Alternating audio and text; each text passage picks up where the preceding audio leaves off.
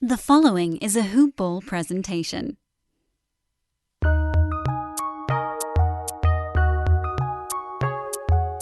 Welcome to the Fantasy NBA Today podcast.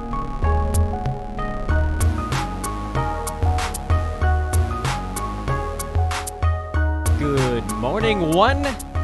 Good morning, all. It's Fantasy NBA Today, a Hoop Ball presentation. I am your host, Dan Vespers, and thank you, as always, for tuning in and starting off your week with us here at hoop-ball.com.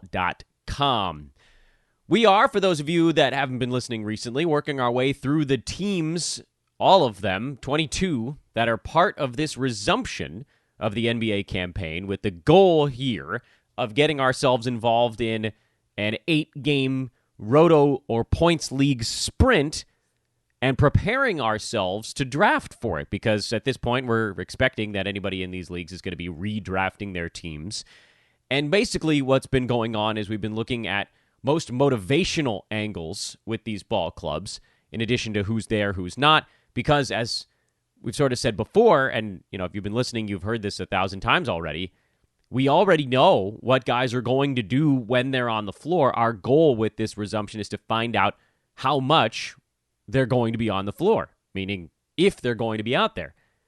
So it brings a lot of stuff into question related to what teams are going to give up early, or what teams can actually shut guys down a little bit early, or what guys can go into rest mode a little bit early.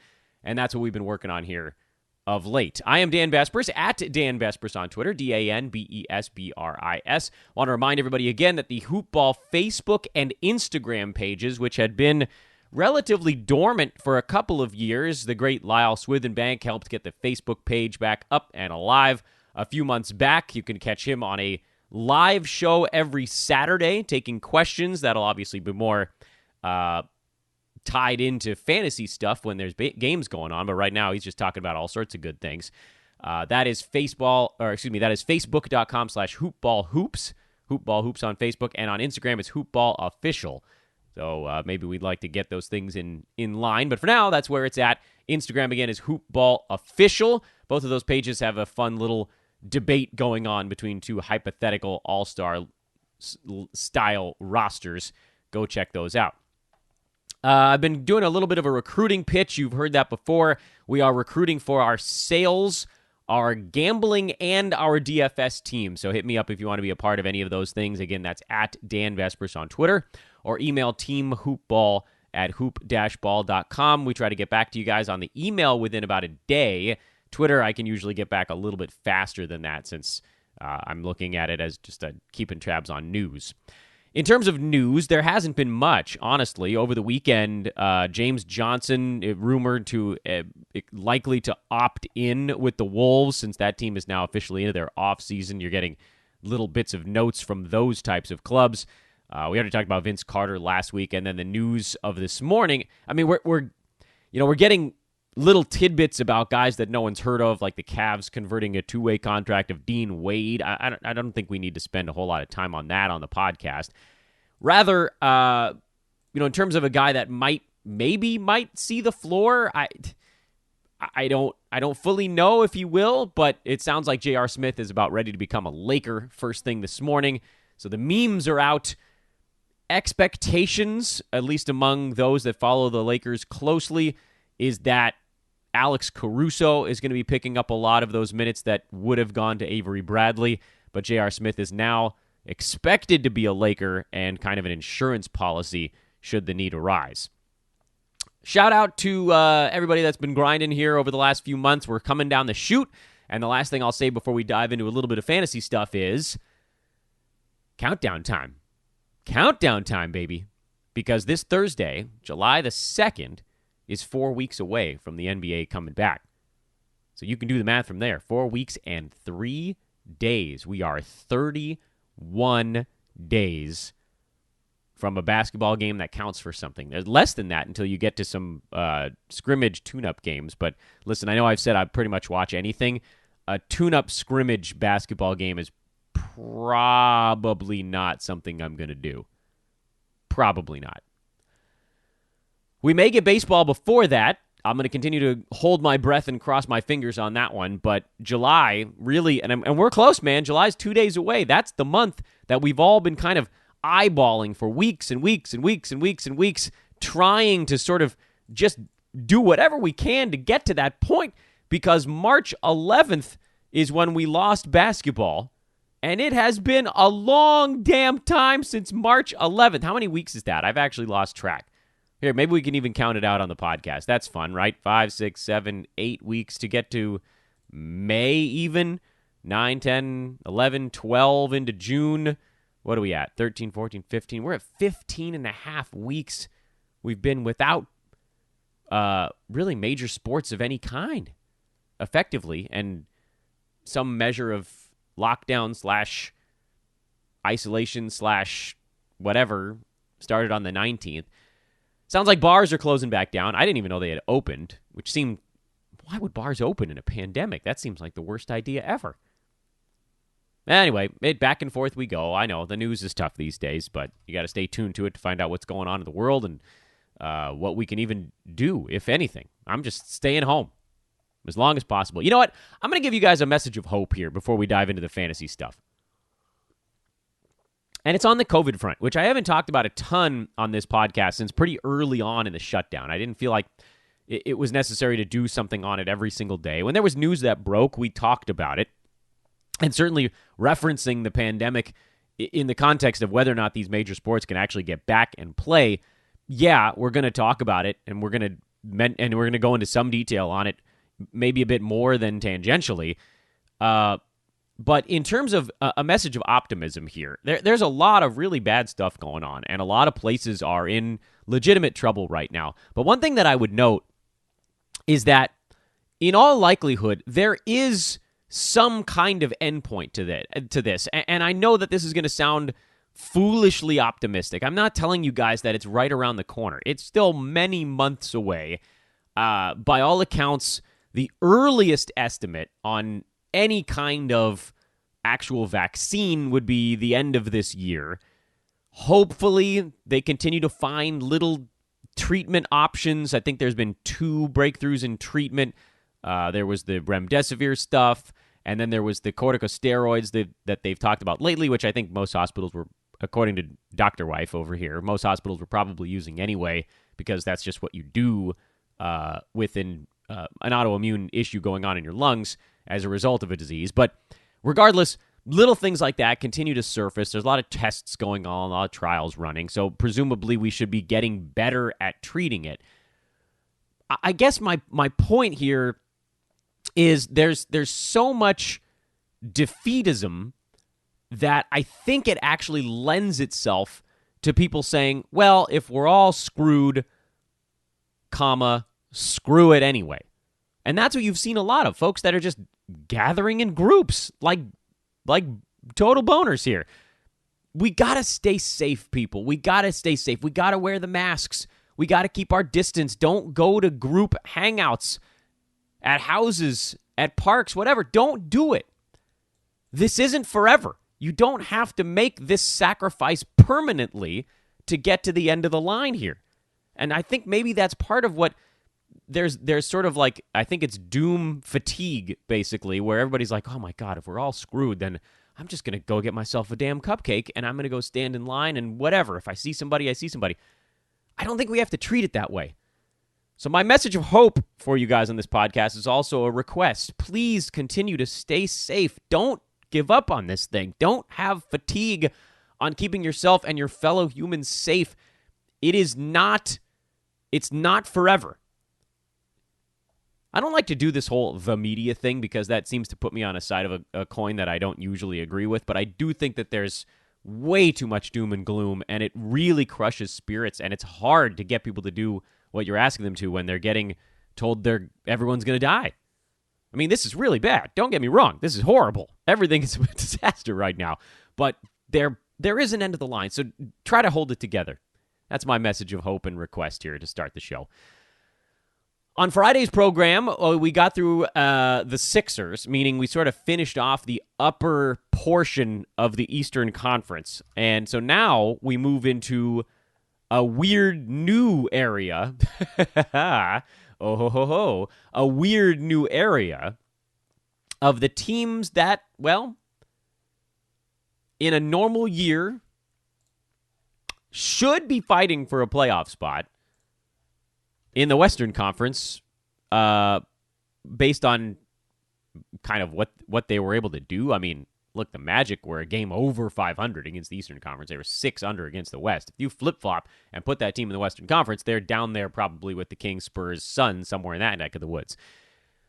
But that's not how it is. If you're in the Eastern Conference, you do get a little bit of an advantage. You get to play some truly horrible teams at the bottom. The Western Conference only really had 2 really bad teams, and the Eastern Conference had 5, 6. You could even argue 7. The Wizards are not good. I know that they're in this bubble, 5.5 games out, but a lot of that's because the 8th seed is not a good team either. Listen, the Grizzlies aren't a great basketball club. I get it. You know, they're 32-33. They're a game under 500, but the Magic are 5 games under 500. And the next team is 16 games under 500. For goodness sake.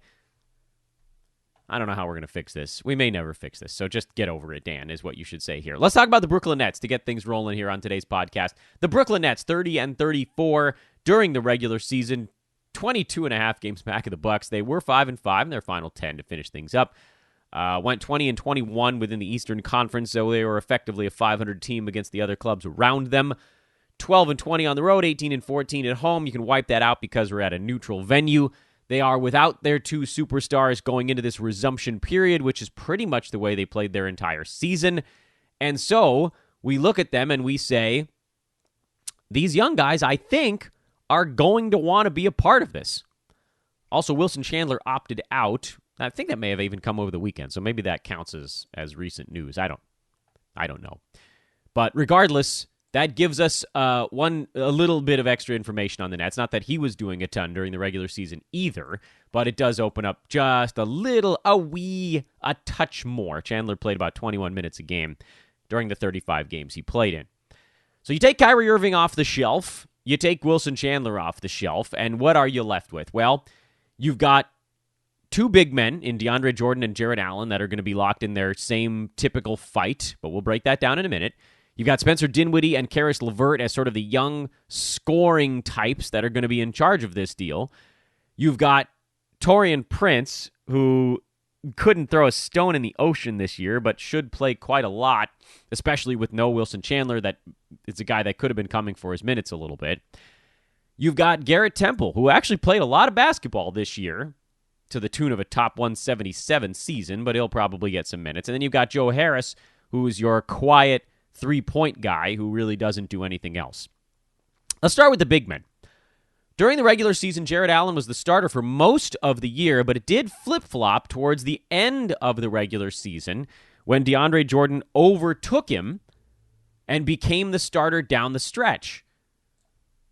Now, there were rumblings that the veterans in Brooklyn were not happy with the fact that DeAndre Jordan was coming off the bench. Kenny Atkinson was fired, possibly in some part due to the way he was handling his veteran DeAndre Jordan. You know, they said that the veterans didn't really like the way he was running the offense, blah, blah, blah. You can call it whatever you want, but a guy that really helped this team turn a corner and rebuild and then draw superstars ends up getting axed because superstars that weren't even playing weren't super happy with him. I don't know. I don't like the way that whole thing went down, but it doesn't really matter. What's done is done. Atkinson was fired with about half a week to go in the regular season after he had already switched and moved DeAndre Jordan into the starting lineup. It wasn't long, mind you. It was only a few games that DeAndre was shuffled into the starting 5. In fact, I think it was right at the time he got fired. It might have been the same day. Was it the same day? No, you know what? Maybe it was the day after. In any event, the Nets brass spoke. Kenny Atkinson was like, oh, DeAndre Jordan played 29 minutes the very next game, had 11 points, 15 boards, and 3 blocks. Okay? In that game, the Brooklyn Nets' 3-point win over the hapless Chicago Bulls on March the 8th, the other starters were Joe Harris, Wilson Chandler, Spencer Dinwiddie, and Karis LeVert, with Taurean Prince coming off the bench to back up kind of the combination of Harris and Wilson Chandler. But no Wilson Chandler, as we just talked about. So presumably, that moves Prince back into the starting five. Of those starting five, first of all, if that's your starting five, and if Jared Allen is coming off the bench and playing 19 minutes, that really changes the complexion for both of those guys. I find it somewhat difficult to believe that they'll ramp things up and it'll be a 29-19 split in favor of DeAndre Jordan. But if you're starting, you have a leg up. Jordan was number 124 this year in only 22 minutes per game. If he comes back out and plays 25, 26, 27, that should be enough to get him inside the top 100. And I feel the need to stop once again and remind everybody that when I say top 100, I mean top 100 if there were 30 teams playing. He would be well inside that mark with 8 teams missing. And in fact, even in 22 minutes, by the math, he would actually be inside the top 100 with only 22 teams going. So let's just get through these numbers, and then I'll make the adjustments towards the end because it's a pain in the butt to do it after every player. DeAndre Jordan, for me, is in. I would draft him for this resumption period. I don't have a clue where he's going to go. I can't imagine it's going to be all that high, but presumably if he's playing 24, 25 minutes, he should be probably in the 90s, 80s or 90s, I would think. The question is how much he wants it, because there's no Kyrie, there's no Kevin Durant. There was, I think, a chance at least when they made the switch and moved DeAndre into the starting lineup, they'd be like, okay, I'm going to get to play with Kyrie. We're going to make whatever little push we've got. I don't know if he's going to have the gusto at this point to play ultra hard, but it is worth noting that right now the Nets get the Raptors in the first round, and if they fall a half game back and behind the Magic, they get the Bucks. It's a little different. You got Giannis, Middleton, Bledsoe, Brook Lopez coming down your throat with the best well-oiled machine in the NBA versus Toronto, who's very, very good. They're a good basketball team, but I don't think they quite scare you like the Bucks. And plus, look, I don't think the Wizards are going to make any kind of charge and getting within 3 games of these teams, but there's going to be that little thing in the back of their minds. You can't lose 4 or 5 games in a row to start this resumption period, or you actually could get stuck in a play-in game. So DeAndre Jordan is in,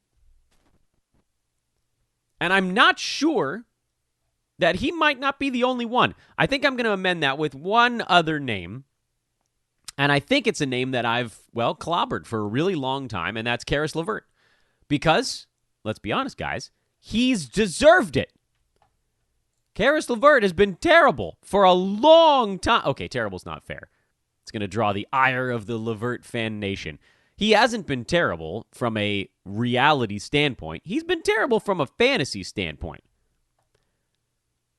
Because his percentages are garbage.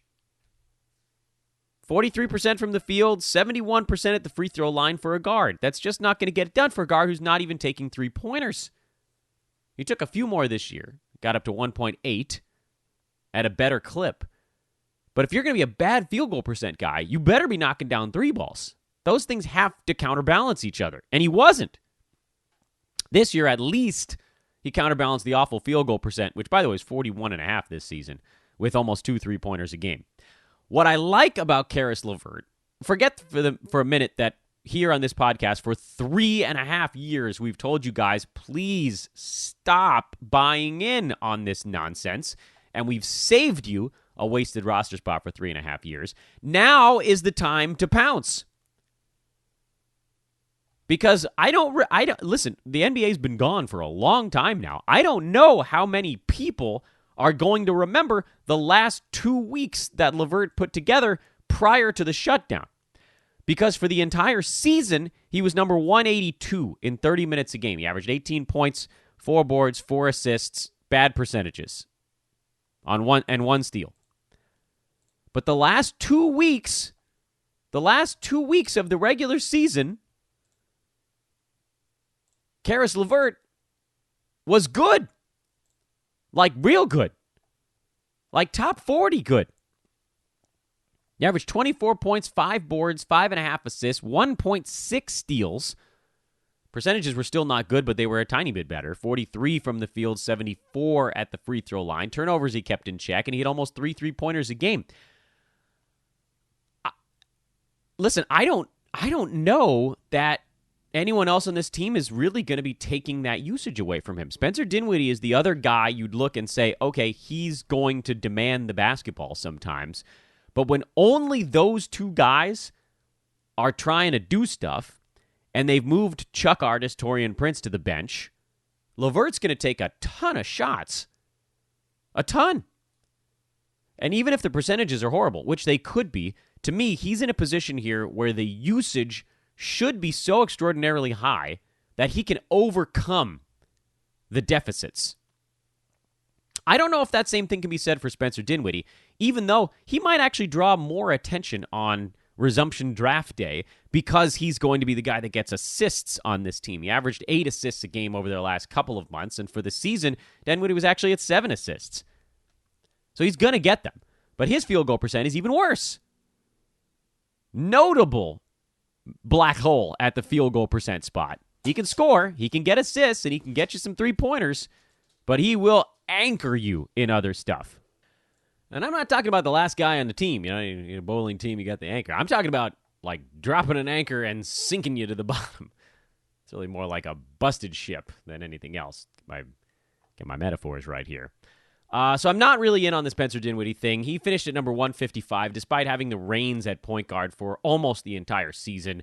It's hard to average 20 points and 7 assists and still not break the top 100. It's really hard to do it and not break the top 150. And it's weird, I get it, because LeVert was actually 30 slots behind Dinwiddie during the regular season while playing a fairly normal allotment of minutes. But one of the things we've seen with LeVert is that he really just hasn't been healthy. And maybe that's what we're starting to see here towards the end of this regular season, is that he was beginning to feel like himself, which I will say, I don't want to have this revisionist history thing. Caris LeVert looked really good for about a month to start, not this season, but last season. Remember how good he looked before that weird, rubber leg injury that busted him up for 3 months? He looked pretty good to start last season. He was averaging some 20-odd points per game, good rebounding assist numbers, had a pretty good steal thing going. Percentages were good. And then he came back from that injury in February, and obviously he wasn't the same. I mean, he had, 2-3 games, he broke 20 points the rest of the way. He was pretty good in the postseason last year, oddly enough, when they lost to Philadelphia. So I think one of the things we're seeing here is that really about a year, frankly, removed from when he came back from that last ugly injury, he started to get better, and then got hurt again this year and missed most of November, all of December, and came back in January. And it took him about a month and a half to start, looking like himself again. So I think in February, if you just look at February and March with Caris LeVert, you've got a really interesting fantasy player who has almost nothing standing in his way on that team. And finally, I think, is ready to fulfill some of the potential that folks have been selling you on for a long time. I think this is a really cool moment for us here on Fantasy NBA Today, because we've stayed away, we've dodged bullet after bullet after bullet with this one, and now I think we have an opportunity to dive in there and grab it right at the key moment. How many times are you going to get to redraft with 8 games left in the season? I'm not too excited about Joe Harris, although I realize that as basically the third scoring option on this team, he's probably going to get 14, 15 points a game, and that strikes me as sort of the plodding type. He'd probably be he was right where he was this year, 140. You take 27% of the teams out of that, and it gets him close to the top 100, more like top 110. So not super exciting on that front. Dinwiddie might also be in that neck of the woods. I mean, I'd certainly take a chance on him before taking a chance on one of these slow ambling types. Same deal with Jared Allen. He was number 95 for the full season, but as his role diminished, so too did his fantasy value. Last 2 weeks of the regular season, he was outside the top 220. He might get drafted before DeAndre Jordan. I really don't know what people remember from the last couple weeks before the NBA closed down. This may be our biggest advantage of all. Caris LeVert should be drafted during this resumption season. DeAndre Jordan I believe should be drafted during this resumption season. I think they're going to show off their wares here and give the old man some minutes. Spencer Dinwiddie, I think you take as a late-round guy. Maybe you dump him in there if you have to, knowing that the percentages will hurt you. But listen, small sample size, there's a chance he comes out, has 2 really good shooting games, and then it all works out. Because it's weird. When you guys know how much I love percentages, it's really hard to put all your eggs in those baskets here in an 8-game sprint.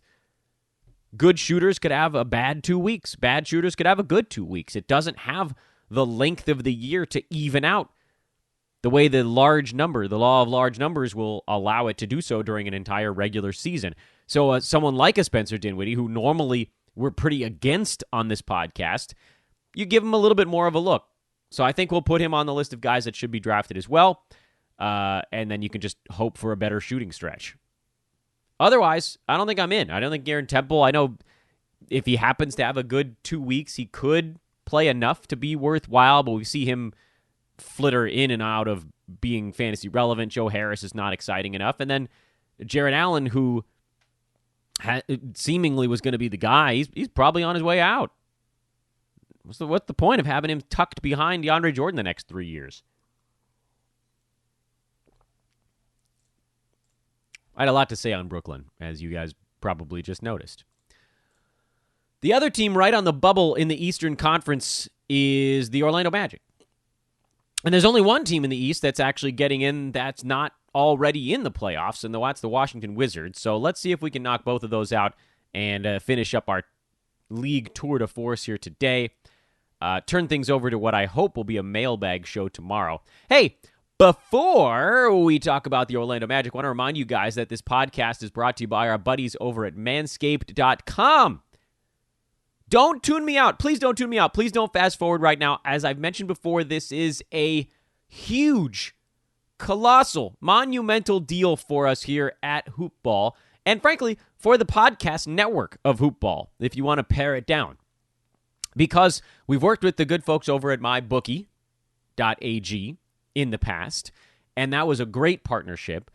But here's the thing. A lot of folks out there are skeptical of offshore betting sites. It's just a different kind of company. This is a really big deal for us for a number of reasons. Let me tell you guys why. First, we want this to be the most successful campaign that Manscaped has ever seen. This is a big deal because if this goes well for us here at Fantasy NBA Today, it's an opportunity to, number one, make a long-term partner with Manscaped, and number two, gives us a certain credibility that we didn't have before to say, look, we had a great partnership with a reputable nationwide company that works with a lot of different shows and platforms, and that's the type of thing we can bring to other places. That all of that together allows us to do more things for you guys. If we have great partnerships with our advertisers, if we have great relationships, that allows us to grow Hoopball, to offer more tools. Don't you guys want tools? Well, we got to get them. We got to expand to that point. Don't you guys want more pods, more DFS, more betting? All of this stuff comes as we continue to grow, and with your help, we can get there. I never ask you guys to do anything on this podcast, but please go check out manscaped.com. Get 20% off and free shipping with the promo code HoopBall20. The promo code is HoopBall20 for 20% off and free shipping at manscaped.com. Check out the Lawnmower 3.0 with its built-in LED light that can illuminate the areas you're shaving. It's brilliant. I don't know why we haven't done this before. Please, I'm on bended knee. We need you guys. Let me know if you do it, by the way. I can keep tabs on who my favorite people are. Okay, the Orlando Magic. 30-35, half game back of the Nets. Unlucky Magic had to play one extra game during the regular season. One game over 500 within the Eastern Conference.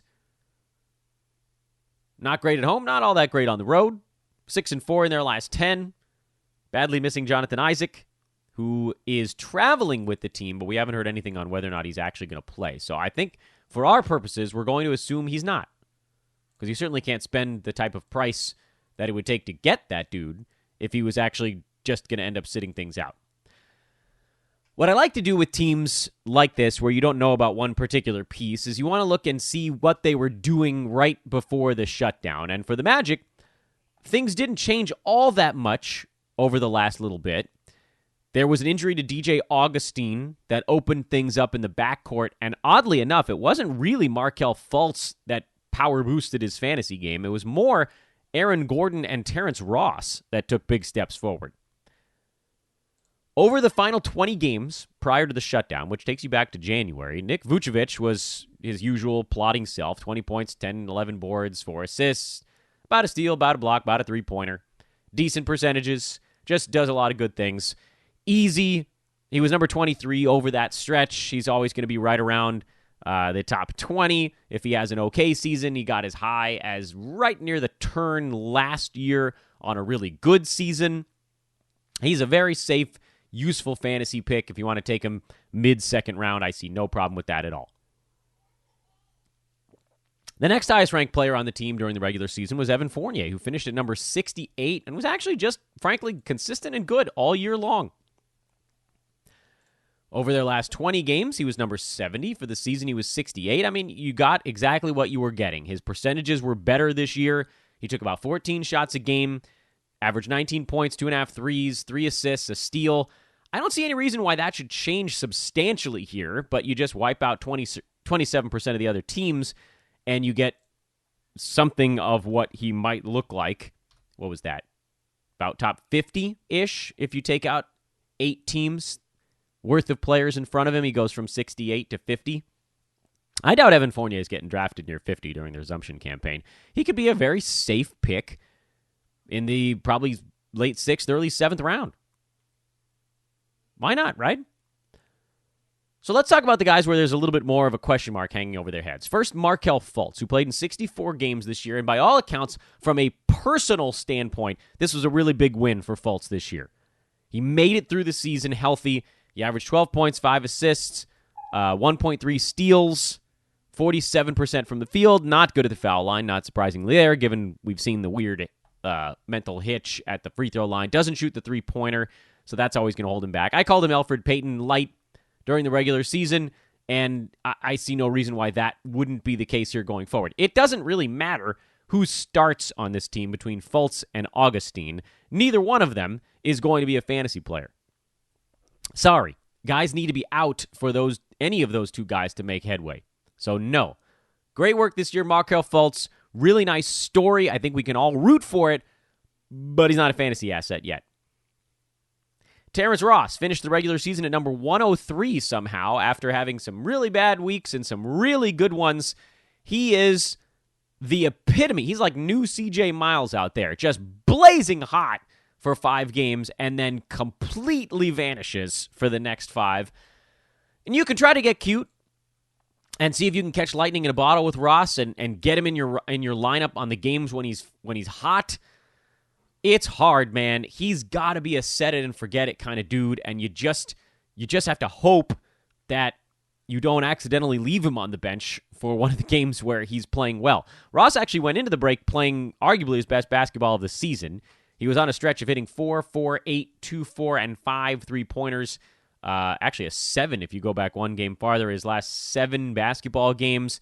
Scored in double digits in, I believe, his last 10 games in a row. And that helped push his value from more that 125 range to more like the top 100. He's a relatively safe plotting pick to have towards the end. He's going to have a bad field goal percent. He's going to take his probably 12, 13 shots over the course of a game. He's going to average about 15, 16 points. He's not going to do a ton in the rebounding and assist departments. You have to hope he gets you about 1.2 steals and gets to the free throw line because he's a good foul shooter. He is, during the regular season, a prototypical late-round producer that you can just slot into your 9th, 10th starter and forget about. During a resumption campaign, those same guys actually become pretty darn useful and end up being more like your 7th best producer. So yes, I think Terrence Ross could actually be a decent value. And this reminds me of what we talked about during our breakdown of Orlando a few weeks ago. I think this is going to be a team that has a lot of sneaky fantasy value next year also. I don't know why. I don't know if it's because, does anybody watch Magic games? I'm guessing the answer is no, because Vooch gets underdrafted, Fournier got underdrafted, Ross always gets underdrafted, Jonathan Isaac was, I don't know, he went from being hypey to post-hypey and then getting hurt. He was going to be a really cool story this year. The only guy on the Magic, and this loops us around to our last name on this chart, the only guy on the Magic that consistently got overdrafted for years now was Aaron Gordon. He finished this season at number 126. He played in 58 games, averaged 14.5 points, 7.5 rebounds, almost 4 assists, a steal, a three-pointer, and a half a block on miserable percentages. Continued to get drafted way too soon. And then, quietly, while nobody was watching, had a brilliant final month. I don't think anybody saw. But over the last month, Aaron Gordon averaged 15, 9, and 7. Where the crap did that come from? Over a steal, over a block, a three-pointer. Still not great percentages. But the fact that he only hit one three-pointer was, to me, a really good sign. Stop chucking, Aaron. You're a 32% career three-point shooter. Take it to the rim. For goodness sake, man. With your athleticism, you should not be a career 44% guy from the field. But here we are. So he changed his shot profile a little bit. That was big move for Aaron, number 1. He rebounded harder. That was big move for Aaron, number 2. He'd never averaged more than 7.9 rebounds in a season in his career, and over that last month, he was at 9. Is that sustainable? I don't know. And 6.8 assists per game over that stretch. That was not... Listen, okay, 7 assists a game was a little bit fluky, but this is a guy who, for his career, has averaged 2.4 assists per game. Now, the last 2 years, he's been up at 3.7 each of those 2 seasons. But it's worth noting, something did change fundamentally in how the Magic played and how Aaron Gordon played. He made a conscious effort to become a distributor. You can go back even farther. The last 2 months of the regular season, Aaron Gordon was averaging over 5 assists per game. So something changed. I don't know if we want to say it clicked, but there was a difference. It was not here's a couple of games where Gordon just did something a little bit better. It was the Magic changed the way they were playing. And if you're like, well, were there key absences during some of those games? Like, what about the game where Aaron Gordon had a triple-double against Minnesota? Was somebody out that game? The answer is no. The answer is no. Aaron Gordon played 41 minutes in that win over Minnesota. Vooch was in.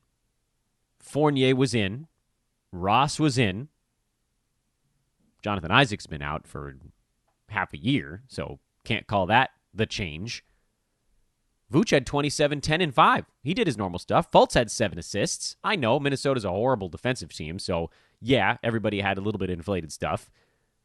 But Gordon came back 2 games later with 9 assists against Miami. Same thing. Augustine played as a backup. Fultz had 6 assists. Vooch had 7. Gordon had 9. The Magic started moving the ball better towards the end of the year, and Gordon was a big reason why.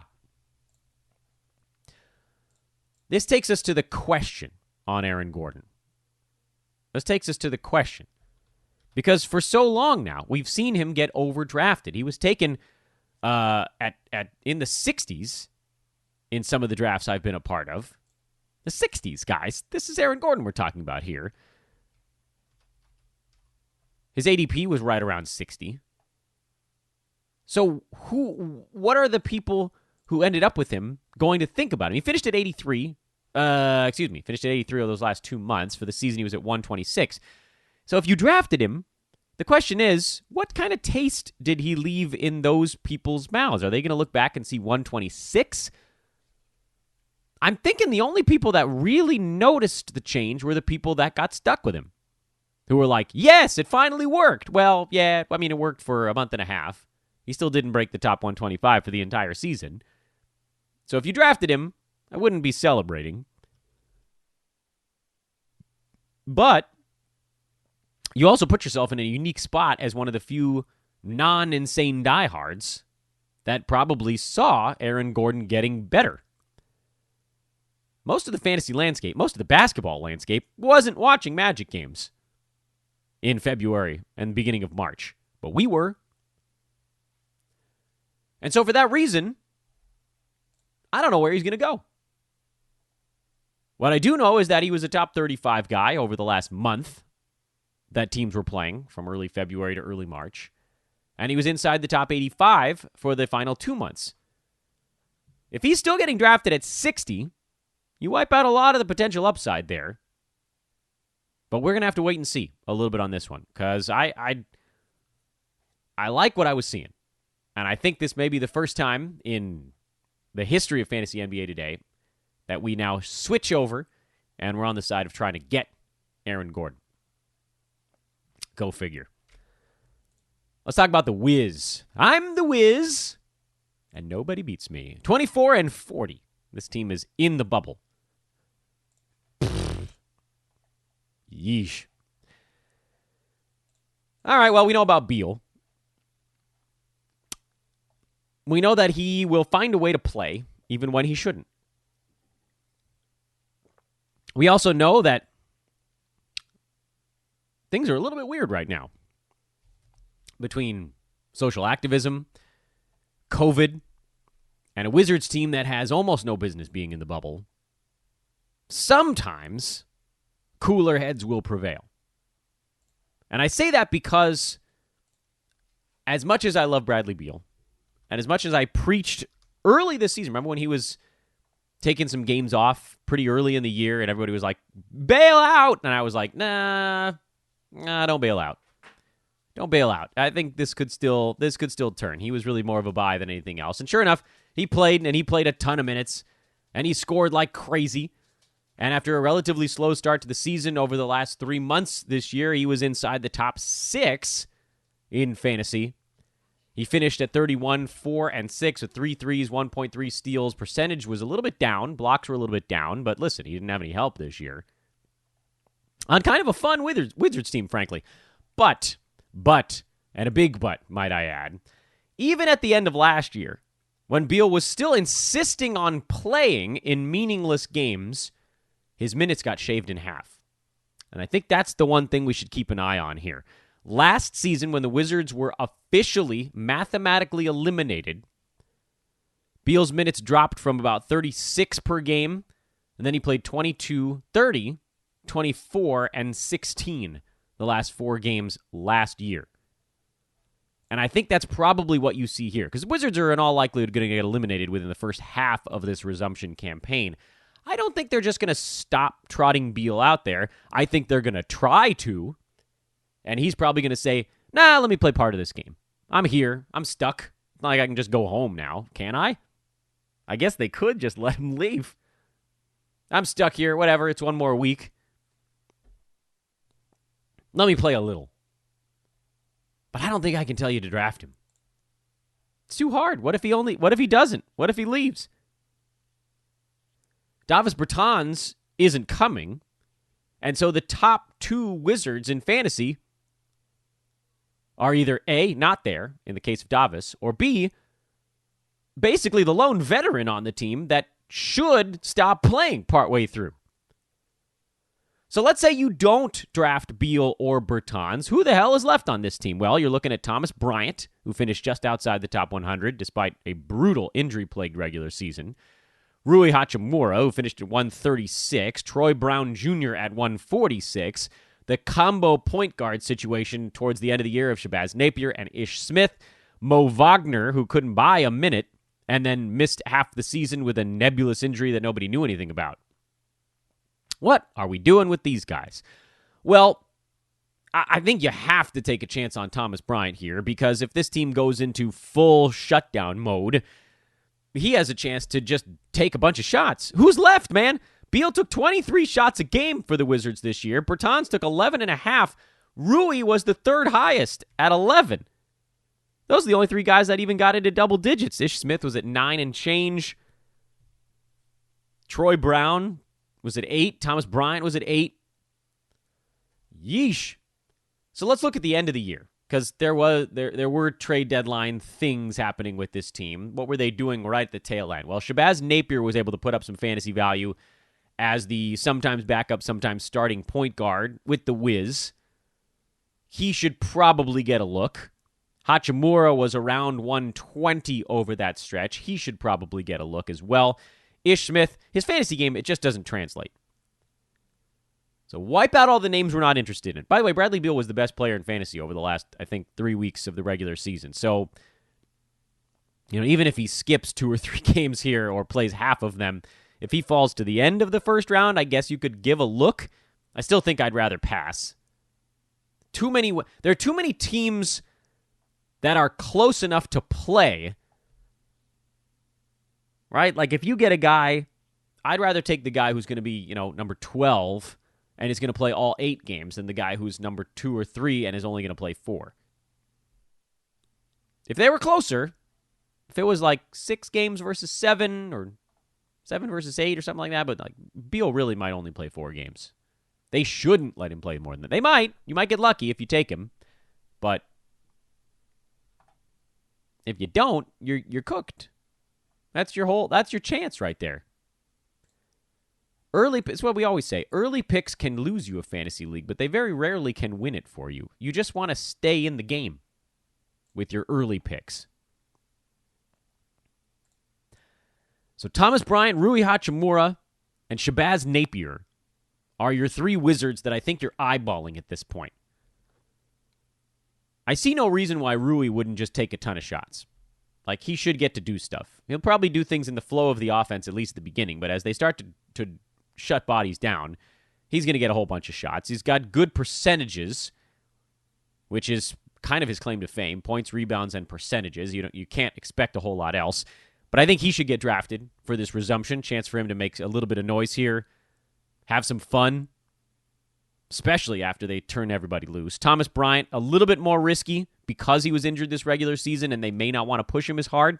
And then Napier, who we've seen it before.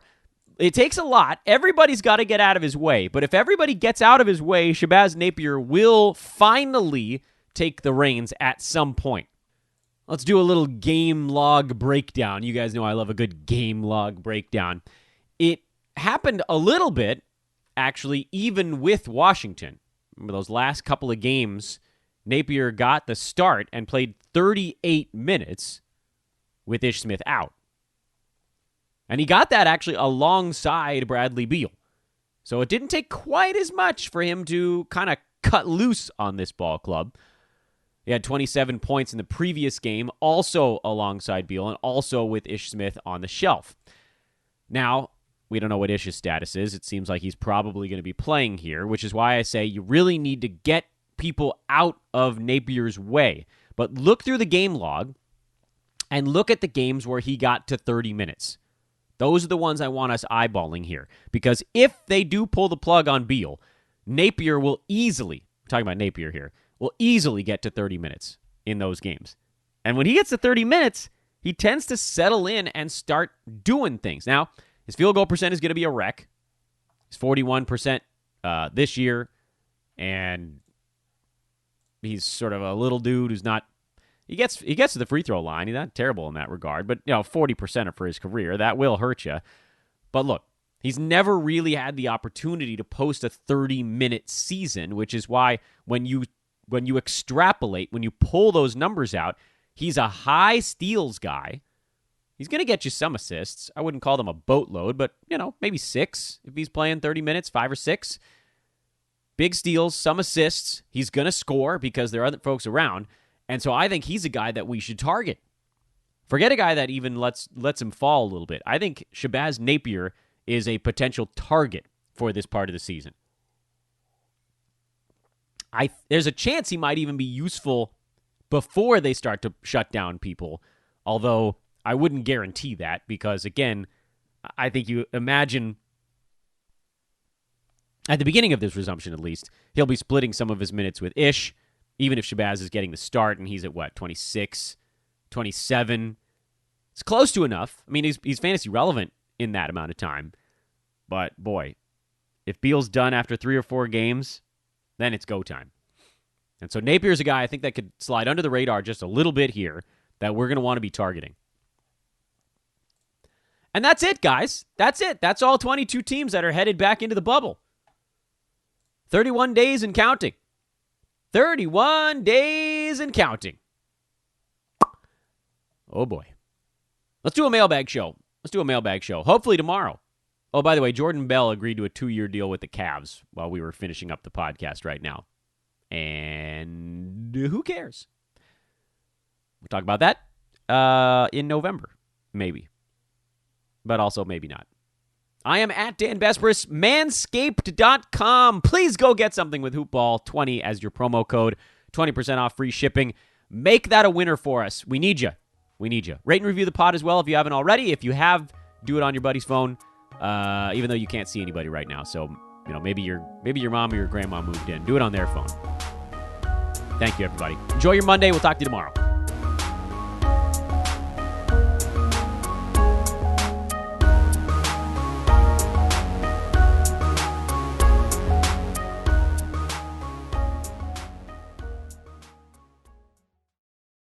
This has been a Hoop Ball presentation.